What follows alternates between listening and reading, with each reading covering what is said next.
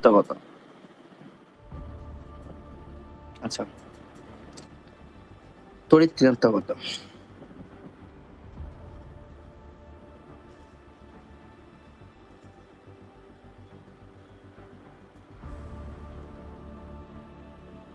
বা ইলেকট্রোনেগেটিভিটি।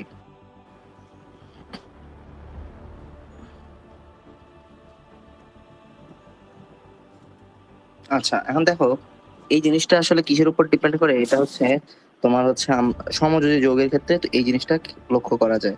এটা ফার্স্ট কনসেপ্টটা হচ্ছে সমযোজী বন্ধনে তোমার হচ্ছে হলো এটার হচ্ছে তোমার হচ্ছে হলো কি পরিমাণ ইফেক্ট রাখে, এটা হচ্ছে তড়িৎ ঋণাত্মকতা। যে সমযোজী বন্ধনে সমযোজী বন্ধন গঠনের সময় গুরুত্বপূর্ণ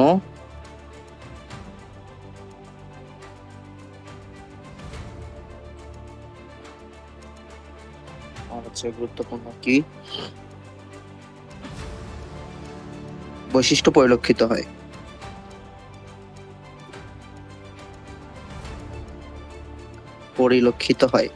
আচ্ছা, এটার একটা বৈশিষ্ট্য তোমরা দেখছো যে আছে পোলার দ্রবণ, মানে পোলার হচ্ছে দ্রাবক, নন পোলার যৌগ, এগুলো তো খেয়াল করছো যে একটু হলো পজিটিভ হয় একটু হলো নেগেটিভ হয়। এই যে জিনিসগুলো যখন হয়, এই জিনিসগুলোর সময় তোমার হচ্ছে যে জিনিসটা এখানে কাজ করে সেটা হচ্ছে তোমার কি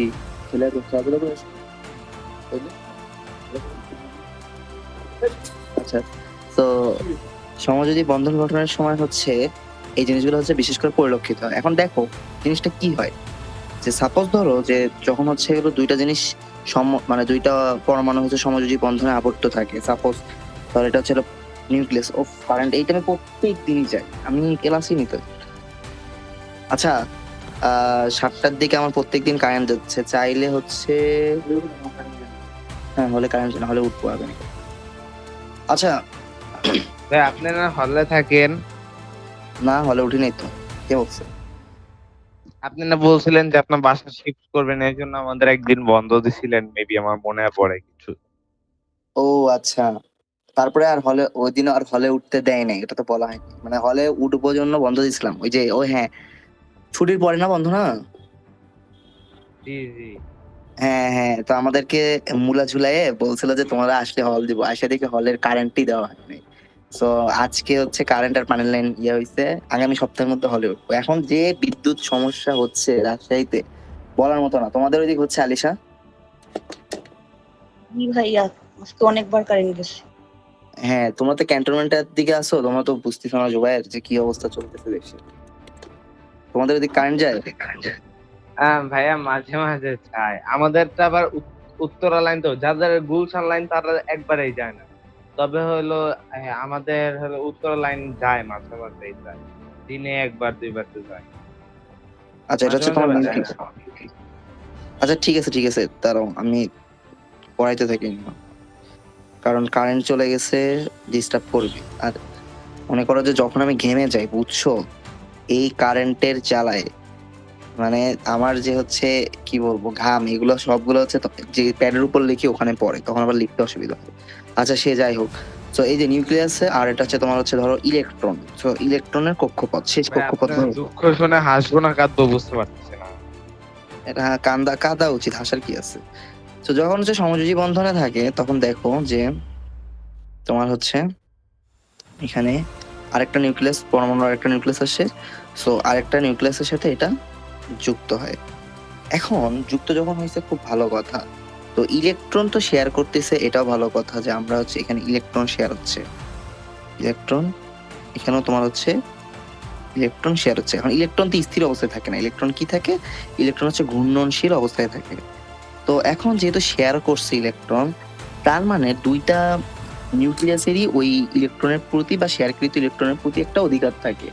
এখন ওই শেয়ারকৃত যে ইলেকট্রন দুইটা থাকে, এই দুইটা কিন্তু নির্দিষ্ট কোনো নিউক্লিয়াসের ভিতর থাকে না, এটা বারবার বলতেছি যে এই ইলেকট্রনটা হচ্ছে এটারও ইলেকট্রন তুমি বলতে পারো, এটার এই ইলেকট্রনটা এই নিউক্লিয়াসের ইলেকট্রন বলতে পারো, কারণ যেহেতু শেয়ার করছে দুইজনেরই হচ্ছে অধিকার আছে।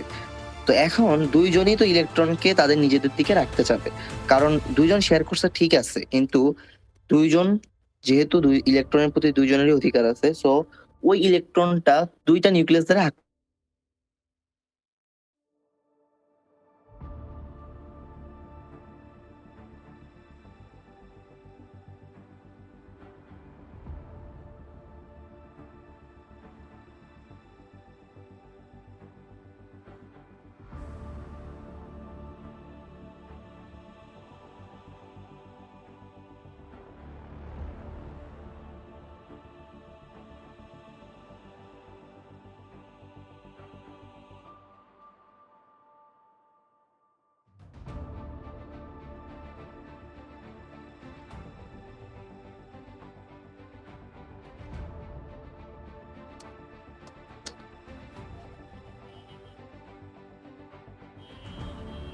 হ্যাঁ, আমাদের শুনতে পাচ্ছ? কারেন্ট চলে গেছিল, সরি ওয়াইফাই চলে গেছে। কারেন্ট চলে যাওয়ার পরে কিছুক্ষণ সাপোর্ট দিয়ে ওয়াইফাই চলে যায়। এখন আমার কথা শুনতে পাচ্ছ? হ্যালো জুবাইর। জি ভাই, এখন শোনা যাচ্ছে। Okay. আচ্ছা, কোন পরমাণু ইলেকট্রন দুটিকে কত জোরালো ভাবে আকর্ষণ করছে? এটা হচ্ছে এমনি কথার কথা, মানে হচ্ছে বোঝানোর জন্য, হচ্ছে বোঝানো যে হচ্ছে সোজা কথা বোঝানো। এখন খেয়াল করো যে কোন পরমাণু ইলেকট্রন দুটিকে কত জোরালো ভাবে আকর্ষণ করতেছে। এখন আকর্ষণ করবে কেন? আমি বললামই তো, যখন ইলেকট্রন হচ্ছে সমযোজী বন্ধনে যুক্ত হয়, সমযোজী বন্ধনে যুক্ত হওয়ার ফলে এইখানে কিন্তু তোমার একটা অনেক মানে হচ্ছে শেয়ার হয়, ইলেকট্রনটা শেয়ার হওয়ার ফলে ইলেকট্রনটার প্রতি কিন্তু দুইটা নিউক্লিয়াসেরই আকর্ষণ বল বিদ্যমান থাকে, এবং এটা দুইটা নিউক্লিয়াসের অন্তর্ভুক্ত থাকে, সিঙ্গেল কোনো নিউক্লিয়াসের অধীনে থাকে না। এখন দুইটা নিউক্লিয়াসে যেহেতু আকর্ষণ করতেছে, এখন কে কত জোরে আকর্ষণ করতেছে এটার উপর ভিত্তি করে তড়িৎচুম্বকত্ব তৈরি হয়। এখন যে যত বেশি জোরে আকর্ষণ করবে তার তড়িৎচুম্বকতা তত বেশি হবে। এটা হচ্ছে ফার্স্ট কথা। এখন আমরা যদি বইয়ের মতো করে সংজ্ঞাটা পড়ি তাহলে কি দাঁড়ায়? তাহলে দাঁড়ায় হচ্ছে তোমার যে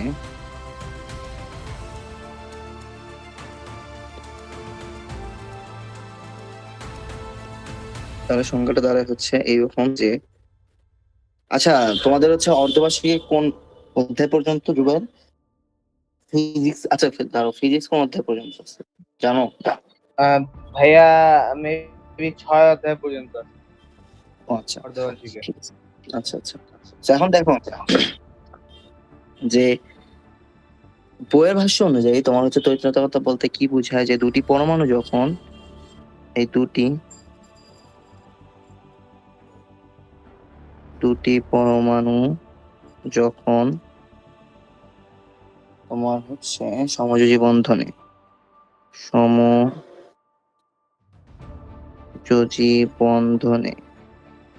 তোমার হচ্ছে আবদ্ধ হয়ে বন্ধনে আবদ্ধ হয়ে অণুতে পরিণত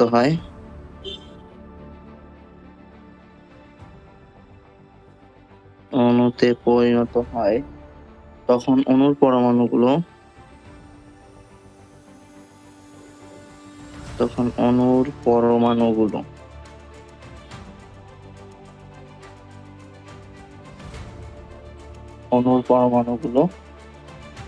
বন্ধনে ইলেকট্রন দুটিকে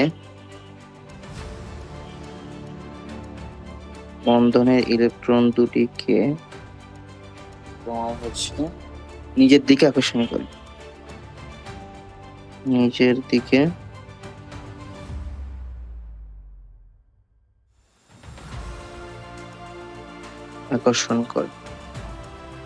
এই আকর্ষণকে তড়িৎচুম্বকতা বলা হয়। এই আকর্ষণকে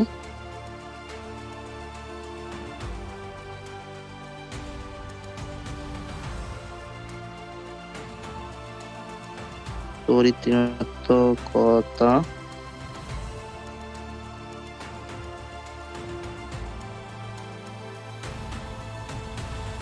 বলা হয়। এখন খেয়াল করো, তড়িৎচুম্বকতা বলা হয়, খুব ভালো কথা। এখন তুমি খেয়াল করো যে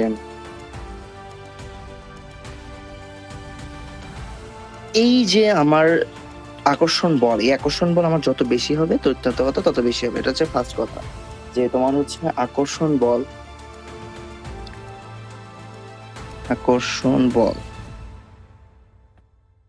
যত বেশি হবে তড়িৎচুম্বকতা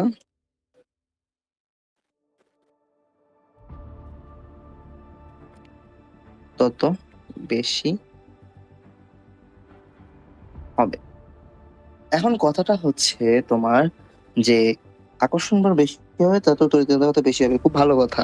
এখন আকর্ষণ বল কখন বেশি হবে এবং কখন কম হবে এটা আমি কিভাবে বুঝবো? এখন পর্যায় সারণী মানে কি? পর্যায় ধর্ম এখানে অবশ্যই এক্সিস্ট করে। তো এখন পর্যায়ক্রমিক ধর্মে তুমি চিন্তা করো, যখন আমরা হচ্ছে পর্যায়ের বাম থেকে ডানে যাই, আমরা বলছিলাম যে নিউক্লিয়াস ক্রমান্বয়ে ছোট হইতে থাকে। এখন নিউক্লিয়াস যত ছোট হইতে থাকে, নিউক্লিয়াসের সাথে ইলেকট্রনের আকর্ষণ বল ততই কিন্তু বৃদ্ধি পেতে থাকে। এখন নিউক্লিয়াসের সাথে ইলেকট্রনের আকর্ষণ বল যখন বৃদ্ধি পায়, তার মানে তখন কিন্তু ইলেকট্রনের প্রতি আকর্ষণ বলটা বৃদ্ধি পাবে। এটাই হচ্ছে মেইন কনসেপ্ট। সো তুমি খেয়াল করো যে আমার ওই একই কথা, যে তোমার আগের কথাই, যেটা হচ্ছে তোমার ওই যে পারমাণবিক ব্যাসার্ধের সাথে যে সকল কথাবার্তাগুলো আছে ওগুলোই, যে যখন হচ্ছে আমার দুটি পরমাণু যখন তোমার হচ্ছে যখন পর্যায় সারণীর, তোমার আমি যদি বলি একটি পর্যায়ে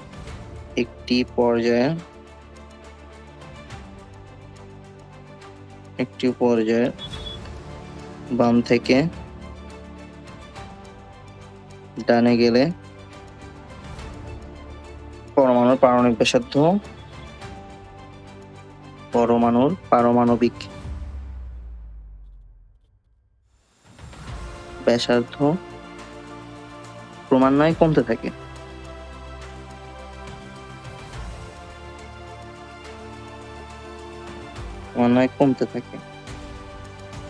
ফলে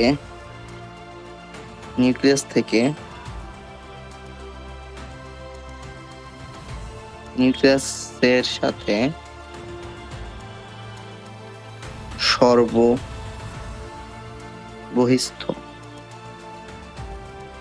কক্ষপথের আকর্ষণ বল বৃদ্ধি পেতে থাকে।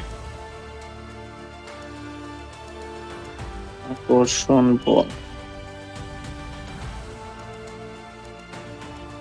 বৃদ্ধি পেতে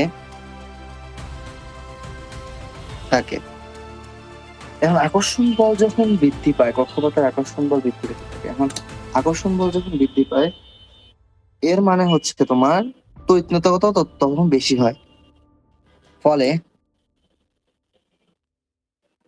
তড়িৎচুম্বকতা বৃদ্ধি পেতে থাকে। তড়িৎচুম্বকতা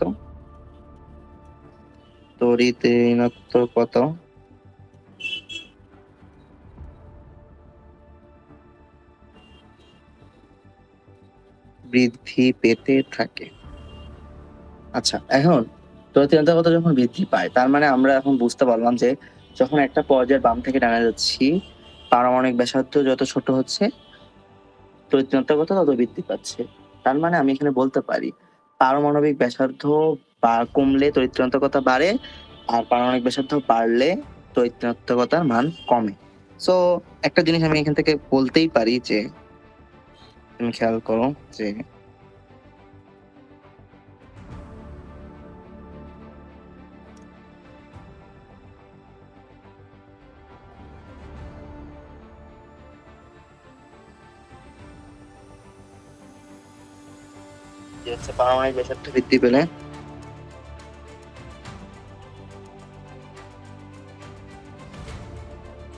পারমাণবিক ব্যাসার্ধ বৃদ্ধি পেলে তোমার হচ্ছে তড়িৎচুম্বকতার মান কমে, ঋণাত্মকতা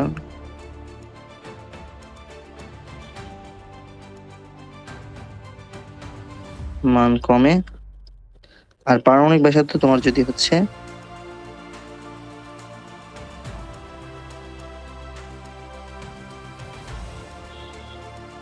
তাহলে হচ্ছে তড়িৎচুম্বকতার মান বাড়ে।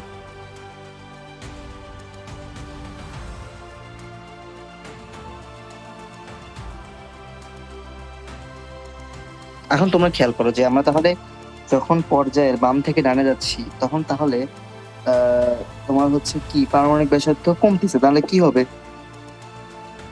তরিতাত্মকতার মান বাড়বে। তার মানে যদি একটা পর্যায় চিন্তা করি যে হচ্ছে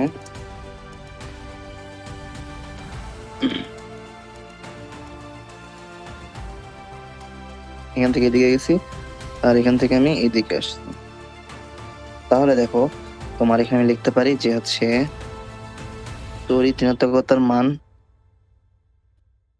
তড়িৎ ঋণাত্মকতার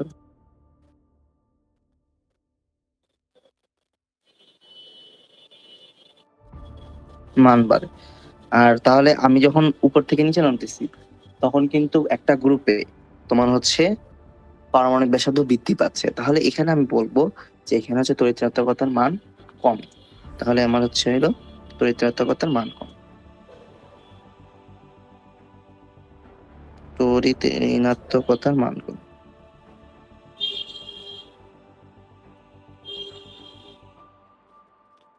বুঝতে পারছো এইটুকু? আর কোনো প্রবলেম আছে? জি ভাই বুঝছি। তারাও ল্যাপটপে তো চার্জ নাই, ভুল করছে।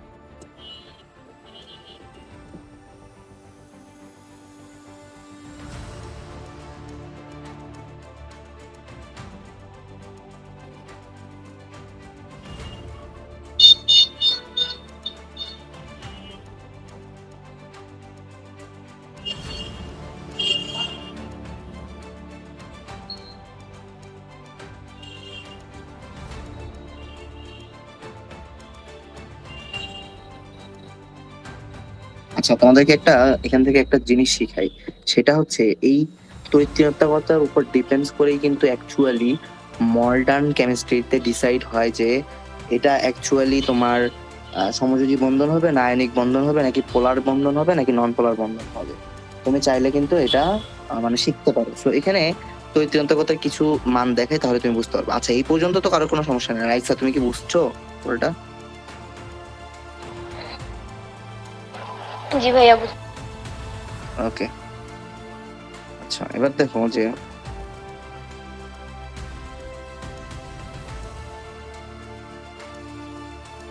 ভাইয়া প্রথম স্লাইডটা দেখে যাবেন, নাও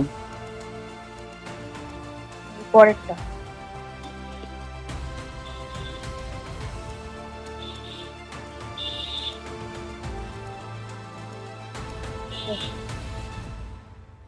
হয়েছে।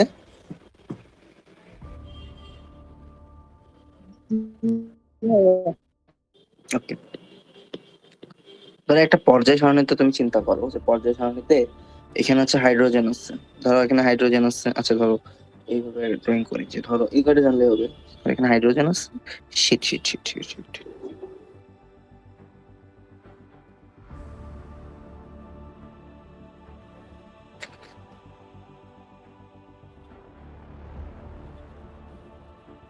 তোমার এখানে হচ্ছে হাইড্রোজেন আছে সাপোজ যে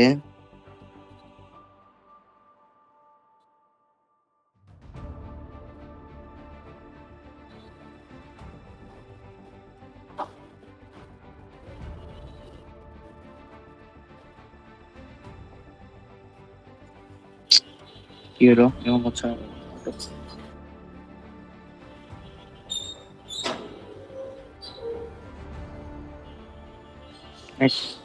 শিট শিট শিট। আচ্ছা, অ্যাকচুয়ালি হাত ঘেমে গেছে তো কন্ট্রোল করা খুব মুশকিল হয়ে যাচ্ছে, সরি।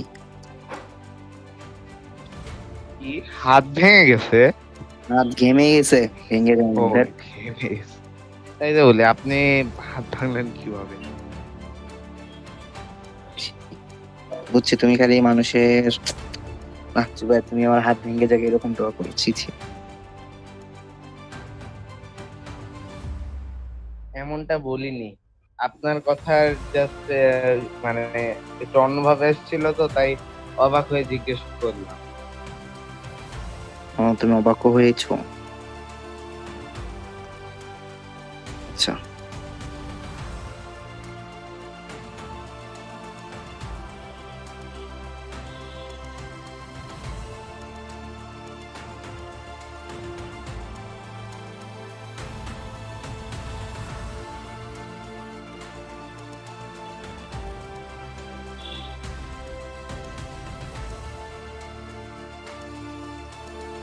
এখানে আসছে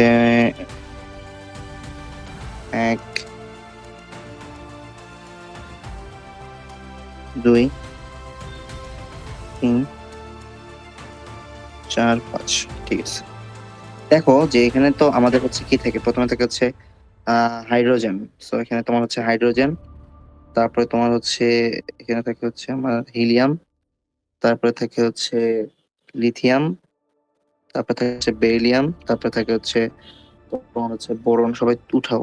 boron, carbon, nitrogen, oxygen, fluorine, neon. আচ্ছা, যেগুলো হচ্ছে তোমার মানে নিষ্ক্রিয় গ্যাস, এগুলোর জন্য কোনো ইলেকট্রনিক ঋণাত্মকতা থাকে না, কারণ এরা তো সমযোজী বন্ধন গঠন করে না। তো এগুলোর জন্য এই জন্য পরিমাপও করা হয় না, এগুলোর জন্য মাথা ঘামানোরও দরকার নেই।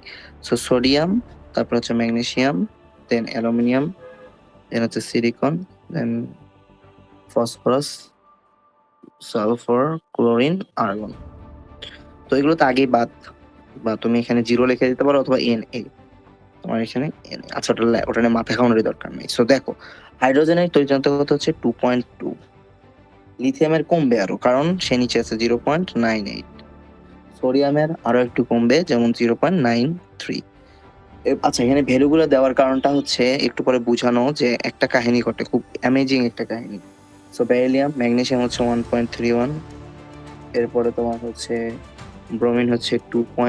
মুখস্থ করতে হবে না, জাস্ট আমি দেখানোর জন্য দেখাচ্ছি।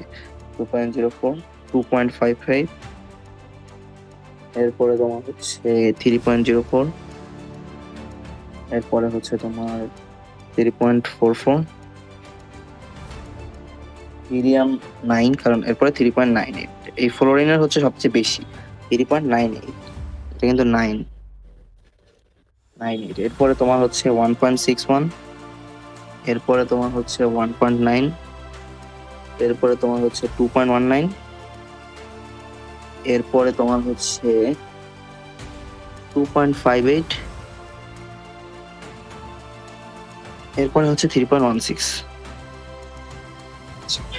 So, এই কয়টা জাস্ট আমি দেখাইলাম, এবং এখান থেকে একটা জিনিস জানো, যে আমরা যে আয়নিক সমযোজী, পোলার, নন পোলার, তোমার এগুলো যে আমরা সাবস্টেন্স দেখি, এই জিনিসগুলো অ্যাকচুয়ালি এটার উপর ডিপেন্ডস করে গঠিত হয়। সো সমযোজী বন্ধন, তো সমযোজী বন্ধনের জন্য তোমার হচ্ছে এই তড়িৎচঞ্চলতার পার্থক্য খুব বেশি হওয়া লাগে না, কিন্তু আয়নিক বন্ধনের জন্য তোমার এটার পার্থক্য মোটামুটি ভালোই বড় হওয়া লাগে।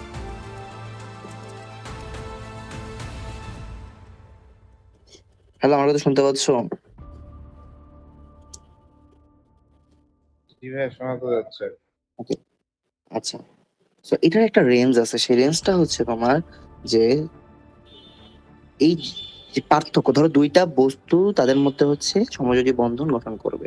এখন দুইটা বস্তুর মধ্যে যখন সমযোজী ধরো হচ্ছে কোনো যে কোনো একটা বন্ধন গঠন করবে, তো বন্ধন গঠন করা মানে কি, দুইটা বস্তু তাদের ইলেকট্রনের শেয়ার অথবা তাদের ইলেকট্রন ট্রান্সফার করার মাধ্যমেই তো বন্ধনগুলো গঠন করবে।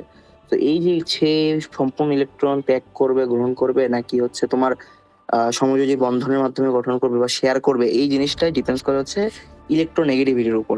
তো আমি ধরো দেখাচ্ছি যে এখানে যেটা কাউন্ট হবে সেটা হচ্ছে দুইটা পরমাণুই তো অণু গঠন করবে। এখন দুইটা পরমাণুর ক্ষেত্রে এই ইলেকট্রোনেগেটিভিটি ডিফারেন্সটা হচ্ছে মেইন ডিফারেন্স। তো এই ডিফারেন্সটার উপর ভিত্তি করে তোমার হচ্ছে কি টাইপের বন্ধন হবে এটা ডিপেন্ডস করে। ধরো একটা আমি রেখার সাথে যদি প্রকাশ করি, যে ধরো এই দিক থেকে হচ্ছে এইদিকে আমার আছে হচ্ছে তোমার লোয়ার লোয়ার ইলেকট্রোনেগেটিভিটি ডিফারেন্স, আর এইদিকে আছে তোমার হচ্ছে ধরো হায়ার ইলেকট্রিভিটি, তোমার হচ্ছে ইলেকট্রোনেগেটিভিটি ডিফারেন্স। তো আমি যদি ধীরে ধীরে লো থেকে হাইতে যাই, কি ঘটনাটা ঘটবে এটা বোঝার চেষ্টা করো। এখন ডিফারেন্স যেহেতু বলছে, ডিফারেন্স কখনো নেগেটিভ হয় না, মানে হচ্ছে মোটামুটি ধরতে পারো, কারণ এখানে ডিফারেন্সটা হবে সর্বোচ্চ থেকে সর্বনিম্নতা। এখন এখানে তুমি কখনোই সর্বনিম্ন থেকে সর্বোচ্চ হবে না, সো নেগেটিভ নিয়ে চিন্তা করার দরকার নেই, এখানে শুধু পিওর পজিটিভ ডিফারেন্স ভ্যালুগুলো নেওয়া হবে। তো দেখো কয়েকটা রিজনে ভাগ করা যায়, 0 থেকে তোমার হচ্ছে 0.4 ইলেকট্রোনেগেটিভিটি ডিফারেন্স, এরপরে তোমার হচ্ছে 1.8, তারপরে হচ্ছে ধরো 1.8, আর এরপরে হচ্ছে তোমার মোর। এখন এইটুকু রিজনের ভিতর যারা আছে 0 থেকে 0.4, এরা হচ্ছে নন পোলার কোভ্যালেন্ট বন্ড। নন পোলার মানে এদের কোনো পোলারিটি নাই, সমযোজী বন্ধন। কোভ্যালেন্ট বন্ড, নন পোলার কোভ্যালেন্ট বন্ড। এখন এখান থেকে এই পর্যন্ত যেটা আছে সেটা হচ্ছে পোলার কোভ্যালেন্ট বন্ড। পোলার কোভ্যালেন্ট বন্ড অর্থাৎ তুমি এক কথায় বলতে পারো যে ইলেকট্রোনেগেটিভিটি যাদের 0 থেকে 1.8 এর ভিতর তারা সবাই কোভ্যালেন্ট বন্ড। হ্যাঁ বল। ক্লাসে ক্লাসে ক্লাসে আচ্ছা, এরপরে হচ্ছে তোমার এটা আয়নিক বন্ড। কি রে ভাই, রুদ্র তো ডিস্টার্ব করে। কে আছে সাথে? কারা কারা আছে? তন্ময় আছে? ও আচ্ছা। হ্যাঁ, যা তো রুদ্রকে দেখতে সাথে আছে নাকি? আচ্ছা, তোমার হচ্ছে তাহলে দেখো, আমি যদি বলি ইলেকট্রোনেগেটিভিটি ডিফারেন্স 0 থেকে 1.8 এর ভিতর, তাহলে তারা সবাই কোভ্যালেন্ট বন্ডের অন্তর্ভুক্ত, মানে সমযোজী বন্ধন। এখন সমযোজী বন্ধন তো দুই প্রকার, একটা হচ্ছে নন পোলার, একটা পোলার। 0.4 এর নিচে যারা তারা হচ্ছে নন পোলার, 0.4 এর উপর যারা তারা পোলার, আর 1.8 এর উপর যারা তারা আয়নিক বন্ড। এখন ব্যাপারটা হচ্ছে, ধরো পানির কথা চিন্তা করো। পানির হচ্ছে H2O। পানির এইচ এর হচ্ছে তোমার হচ্ছে ইলেকট্রোনেগেটিভিটি হচ্ছে 2.2, ও এর ইলেকট্রোনেগেটিভিটি হচ্ছে তোমার 2. ও কোথায়, যে এখানে 3.44। এখন একটা থেকে আরেকটা যদি মাইনাস করো, ডেল মানে ডিফারেন্স বোঝায়, ডেল অফ ইলেকট্রোনেগেটিভিটি, ডেল মানে ডিফারেন্স বুঝে কত হয় দেখো তো। 3.44 থেকে মাইনাস 2.2 করো তো। আমার কারেন্ট নাই, আমি ক্যালকুলেটর খুঁজতে গেলে এখন অনেক টাইম লাগবে। অনার্স সামনে আছে, তোমরা তো আবার এগুলো করো। 2.44 মাইনাস 2.22, 2.2, এটা হচ্ছে তোমার 1.24। তাহলে দেখো পানি কি 1.24 না, পানি হচ্ছে পোলার কোভ্যালেন্ট। পানি হচ্ছে তোমার পোলার কোভ্যালেন্ট, এই জন্য পানি হচ্ছে তোমার পোলারিটি শো করে, পোলার কোভ্যালেন্ট। আচ্ছা, এরপরে তুমি খেয়াল করো যে HCl নিয়ে সবচেয়ে বেশি মানুষের মধ্যে মারামারি হয়, যে HCl আসলে পোলার নাকি নন পোলার, না সরি HCl আয়নিক নাকি হচ্ছে কোভ্যালেন্ট বন্ড। চলো আমরা এখনই প্রকাশ করি যে HCl পোলার নাকি হচ্ছে তোমার নন পোলার, সরি তোমার হচ্ছে কোভ্যালেন্ট নাকি হচ্ছে আয়নিক। ধরো যে HCl এর কথা আমি চিন্তা করি, যে ধরো হচ্ছে HCl আছে, তো হাইড্রোজেনের ইলেকট্রোনেগেটিভিটি হচ্ছে 2.2, আর Cl এর ইলেকট্রোনেগেটিভিটি হচ্ছে তোমার কত লিখছি 3.16, 3.16। তো এখান থেকে তুমি যদি ডেল অফ ইলেকট্রোনেগেটিভিটি নির্ণয় করো তাহলে তোমার কত আসবে 3.16 মাইনাস 2.2, 3.16 মাইনাস 2.2, এটা হচ্ছে তোমার 0.96। তো দেখো এটা হচ্ছে তোমার 0.96, তার মানে এটা হচ্ছে তোমার পোলার কোভ্যালেন্ট, পোলার কোভ্যালেন্ট। এখন খেয়াল করো যে ধরো আমি এখন একটা তোমার হচ্ছে নন পোলার কোভ্যালেন্ট বের করতে চাচ্ছি সাপোজ, তাহলে ধরো নিজেদের মধ্যে ধরো তৈরি করছে N2 বা হচ্ছে তোমার H2 মানে কি 2.2 মাইনাস হচ্ছে 2.2 মানে 0, 0 মানে কি নন পোলার কোভ্যালেন্ট বন্ড, মানে এদের কোনো পোলারিটি নেই।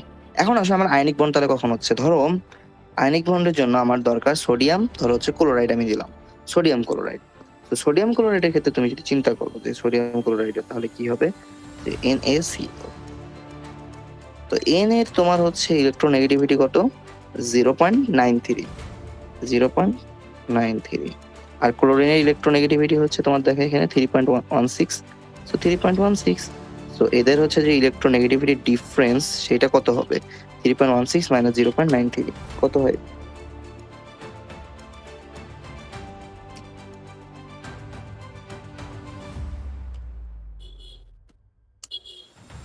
তাহলে হবে হচ্ছে 2.23, 2.23। এটা দেখো তাহলে আয়নিক বন্ড হয়ে গেল,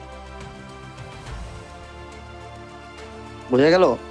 যে কিভাবে তাহলে এই ইলেকট্রোনেগেটিভিটিটা আসলে তোমার হচ্ছে আয়নিক বন্ড না কোভ্যালেন্ট বন্ড এই জিনিসগুলোকে তোমার হচ্ছে কন্ট্রোল করে। বোঝা গেল? এই পর্যন্ত কারো কোনো প্রবলেম আছে? কথা না বলো। ভাইয়া। Okay. এখন আমাদের তোমার তাহলে দেখো যে পর্যায়বৃত্ত যে ধর্ম, সেই সবগুলো ধর্ম আমরা আল্লাহর রহমতে শেষ করে ফেলেছি। তো তোমাদের এর মধ্যে আর কারো কোনো প্রবলেম আছে?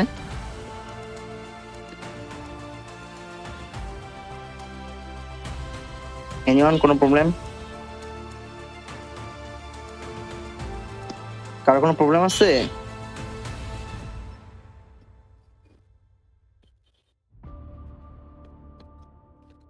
না ভাইয়া। আচ্ছা, তো আমরা একটা ছকের মধ্যে আমরা দেখি যে কোন দিকে কোনটা হচ্ছে কোন পর্যায় ধর্ম বেশি পারে বা কমে। ধরো এইদিকে আমার হচ্ছে তোমার এই বরাবর পুরোটাই হচ্ছে আমার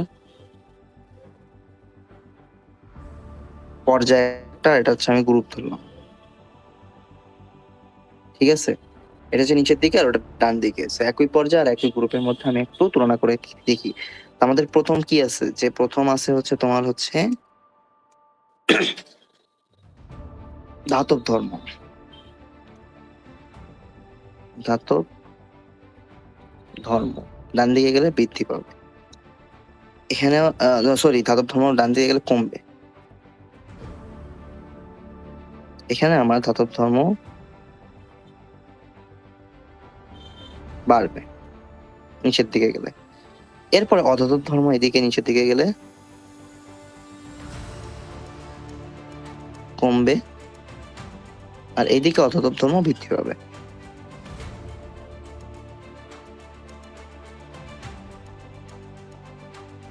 অধাতব ধর্ম বৃদ্ধি পাচ্ছে। এরপরে তোমার হচ্ছে আহ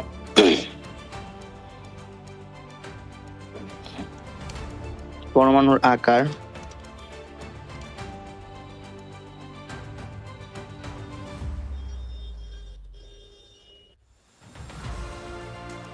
ডানে গেলে হচ্ছে তোমার বৃদ্ধি পাবে নাকি কমবে? কমবে। আর এখানে পরমাণুর আকার হচ্ছে নিচের দিকে গেলে কমবে, পরমাণুর আকার এটা হচ্ছে বাড়বে। এরপরে তুমি খেয়াল করো যে আমাদের আছে হচ্ছে আয়নীকরণ শক্তি। আয়নীকরণ শক্তি, আয়নীকরণ শক্তি ডানে গেলে তোমার হচ্ছে বাড়বে,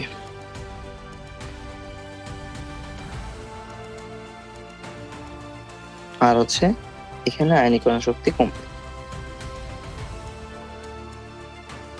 আয়নীকরণ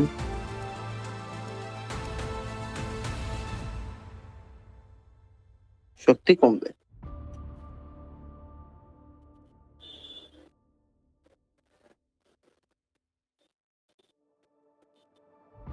এরপর হচ্ছে ইলেকট্রন আসক্তি আছে। ইলেকট্রন আসক্তি, এটা হচ্ছে যদি কমে তাহলে বাড়বে, আর এটা হচ্ছে ইলেকট্রন আসক্তি কমবে। এরপরে তুমি খেয়াল করো যে তড়িৎ ঋণাত্মকতা বা ইলেকট্রোনেগেটিভিটি। এই তড়িৎ ঋণাত্মকতা আর ইলেকট্রন আসক্তির মধ্যে অনেক সময় কনফিউশন বৃদ্ধি হয়। এই কনফিউশনটা রাখা যাবে না একদমই, এবং এটা খুব ভালো মতে হ্যান্ডেল করতে হবে। সো তোমার হচ্ছে তড়িৎ ঋণাত্মকতা হচ্ছে এখানে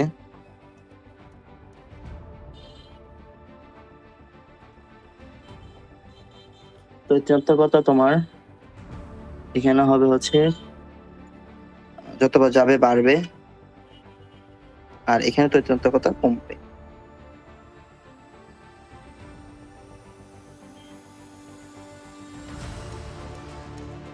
এখন এতগুলো জিনিস মনে রাখার সবচেয়ে বেস্ট ট্রিকটা হচ্ছে তুমি জাস্ট একটা জিনিস মনে রাখো, সেটা হচ্ছে পরমাণুর আকার।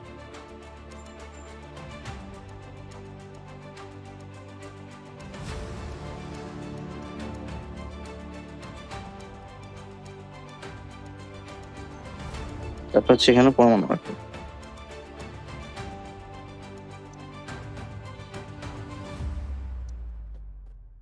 দেখো পরমাণুর আকার এখানে যখন কমছে মানে বৃদ্ধি পাইছে, সবাই বৃদ্ধি পাইছে, না সরি, পরমাণুর আকার যখন বৃদ্ধি পাইছে তখন সবাই কমছে।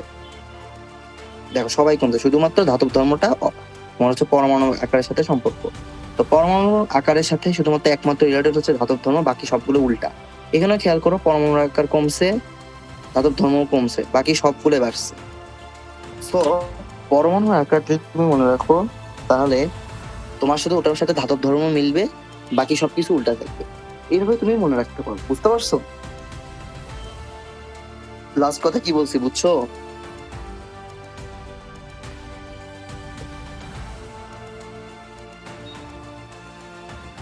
জি ভাই বুঝছি। ওকে, এখন আসো যে তাদের কেউ নাই, তাদের কেউ নেই, হ্যাঁ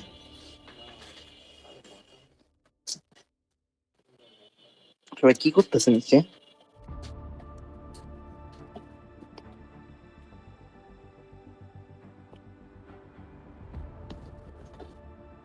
আচ্ছা দেখো, যে বিভিন্ন গ্রুপে উপস্থিত মৌলের বিভিন্ন নাম, এখন খেয়াল করো যে বিভিন্ন গ্রুপের উপর বিভিন্ন রকমের নামকরণ করা হয়েছে।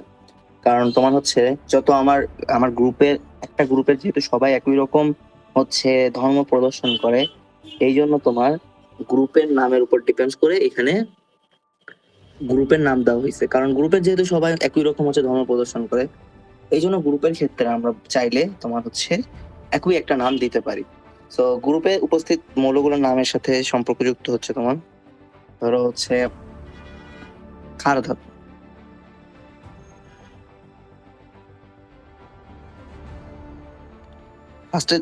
ফার্স্টের দিকে আমি বুঝাইছিলাম যে কেনই ক্ষার আর কেনই বা ধাতু, কারণ যারা ধাতু মোটামুটি তারা মোটামুটি ক্ষার হয়ে থাকে, এবং এই জন্য এদেরকে ক্ষার ধাতু বলা হয়। তো কেন বলা হয় এটা আমার মনে হয় বলছিলাম।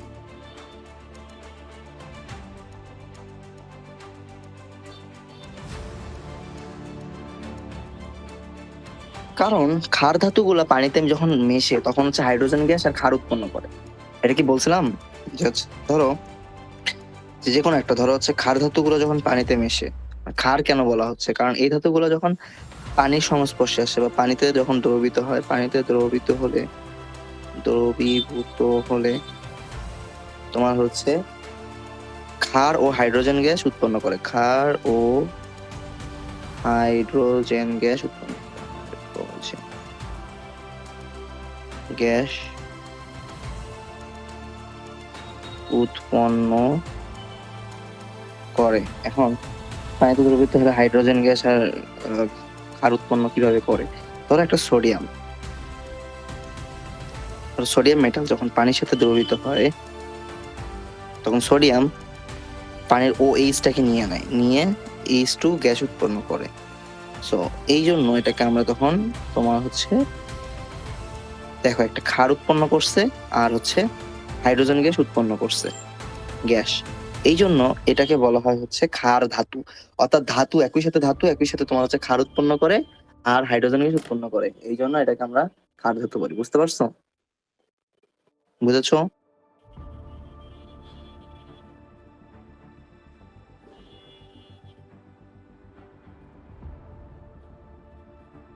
কথাই বলতেছো না, বুঝেছো তোমরা? জি ভাই বুঝছি। আলিশা বুঝতে পারছো?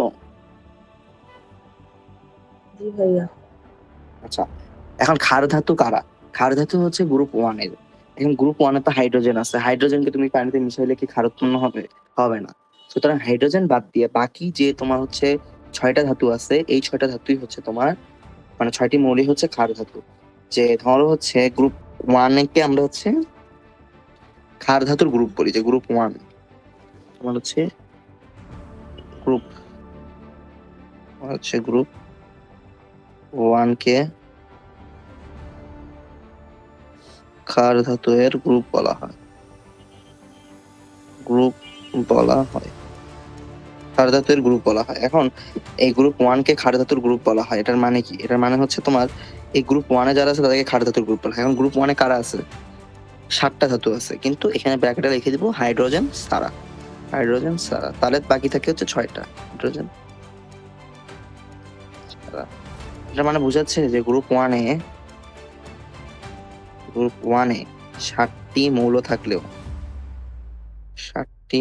থাকলেও হাইড্রোজেন ছাড়া বাকি 6টি মৌলই ক্ষার ধাতু। হাইড্রোজেন ছাড়া বাকি 6টি হলো ক্ষার ধাতু। বুঝতে পারছো যে এরা এই জন্য ক্ষার ধাতু। আচ্ছা, এইগুলা কেন ক্ষার ধাতু বলা হয়? কারণটা হচ্ছে তোমার বললাম যে পানিতে যখন দ্রবীভূত হয় তখন ক্ষার ও হাইড্রোজেন গ্যাস উৎপন্ন করে, এই জন্য এগুলোকে আমরা ক্ষার ধাতু বলি। ওকে, এরপরে আসো মৃৎ ক্ষার ধাতু।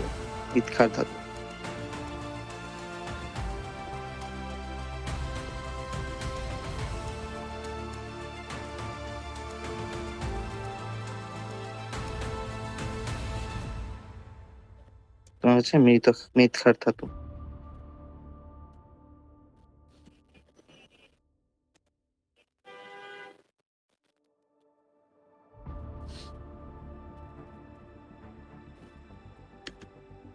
এখন মৃৎ ক্ষার ধাতু কেন বলা হয়?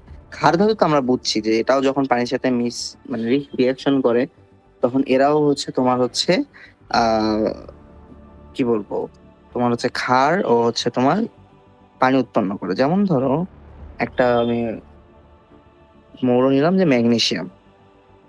ধরো ম্যাগনেসিয়াম যদি পানির সাথে রিয়াকশন করে তাহলে কি উৎপন্ন করবে? Magnesium hydroxide OH2। কারণ ম্যাগনেসিয়ামের তোমার হচ্ছে হচ্ছে 2, ম্যাগনেসিয়ামের হচ্ছে তোমার যোজনী না, এটা কি যেন কি বলে দাও,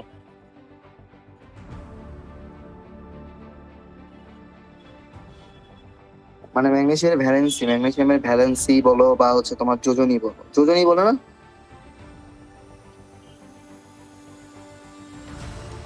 আরে কোন একটা মৌল যোজনী যেটা বলি ভাইয়া। হ্যাঁ হ্যাঁ, ওটাই হচ্ছে যোজনী, ইংলিশে হচ্ছে ভ্যালেন্সি। আচ্ছা, যোজনী বাংলা টার্মটা ভুলে গেছিলাম, হচ্ছে যোজনী হচ্ছে 2। সো MgOH2 আর সাথে হচ্ছে H2 উৎপন্ন হবে। সো এটাও গ্যাস, তো এটাও তোমার উৎপন্ন হবে। আচ্ছা, এবার খেয়াল করো যে ম্যাগনেসিয়াম আর পানি উৎপন্ন মিলে এটা। এখন এটাকে কেন আমরা মৃত ক্ষারও বলতেছি? কারণটা হচ্ছে এই যে এই গ্রুপ টু এর যারা আছে, গ্রুপ 2 এর 6টি মৌল। তো এই যে 6টি মৌল, এই 6টা মৌলতে একই সাথে তোমার হচ্ছে পানিতে যুক্ত করলে তোমার হচ্ছে হাইড্রোজেন গ্যাস আর হচ্ছে তোমার হচ্ছে ক্ষার উৎপন্ন করে। তার সাথে এগুলো হচ্ছে মাটিতে যুক্ত থাকে, এবং মাটিতে তোমার হচ্ছে বিভিন্ন যৌগ হিসেবে পাওয়া যায়। তুমি চিন্তা করো যে ম্যাগনেসিয়াম, ক্যালসিয়াম এগুলো কিন্তু মোটামুটি হচ্ছে তোমার মাটিতে অনেক পরিমাণে থাকে। তো এই যে মাটিতে যে বিভিন্ন যৌগ হিসেবে পাওয়া যায়, এই কারণে এরা হচ্ছে তোমার মৃত ক্ষার ধাতু। কারণ আরেকটা মৃৎ মানে হচ্ছে মাটি, সো মাটিতে এই মৃৎ মানে হচ্ছে মাটি, এরা মাটিতে বিভিন্ন রকমের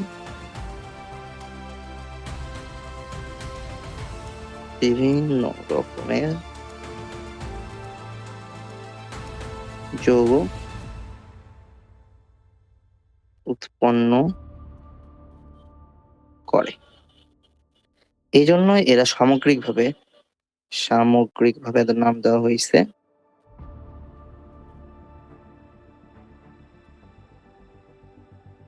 নাম হচ্ছে তোমার মৃৎ ক্ষার ধাতু।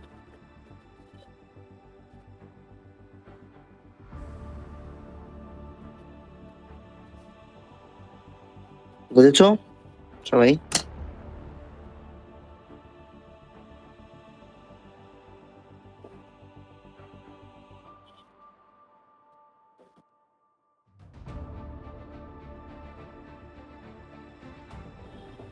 বুঝেছো? জি ভাইয়া। ওকে, এখন আসো যে মুদ্রা ধাতু কাদেরকে বলা হয়? মুদ্রা ধাতু, তুমি যদি মুদ্রা ধাতু চিন্তা করো মানে হচ্ছে কয়েনের কথা, কয়েন কি দ্বারা তৈরি? এক্সপেন্সিভ মেটাল গুলো দ্বারা তৈরি।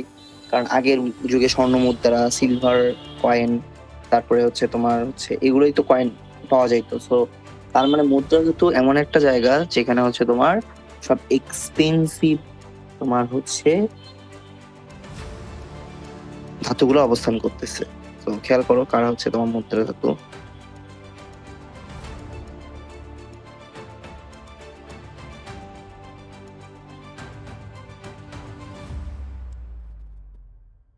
মুদ্রা ধাতু। তো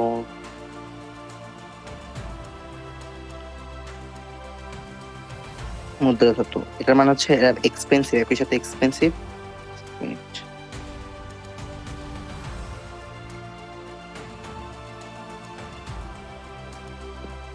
এরা হচ্ছে একই সাথে এক্সপেন্সিভ প্লাস হচ্ছে প্রাচীনকালে মুদ্রা তৈরি করা হতো। প্রাচীনকালে মুদ্রা গঠন করা হতো। কারা এরা? এরা হচ্ছে তোমার খেয়াল করে দেখো যে গ্রুপ 11, গ্রুপ 11তে চারটি মৌল আছে, চারটি মৌল। সো এটা হচ্ছে কপার, দেন হচ্ছে তোমার সিলভার, তারপরে হচ্ছে তোমার গোল্ড, আর হচ্ছে রনজিয়াম। গোল্ড ও রনজিয়াম। এই যে রনজিয়াম, এই রনজিয়াম বাদে বাকি তিনটা দ্বারা প্রাচীনকালে কিন্তু মুদ্রা তৈরি করা হতো। যে কপার, সিলভার, গোল্ড, এগুলো দ্বারা হচ্ছে প্রাচীনকালে মুদ্রা তৈরি করা হতো। প্রাচীনকালে মুদ্রা তৈরি করা হতো।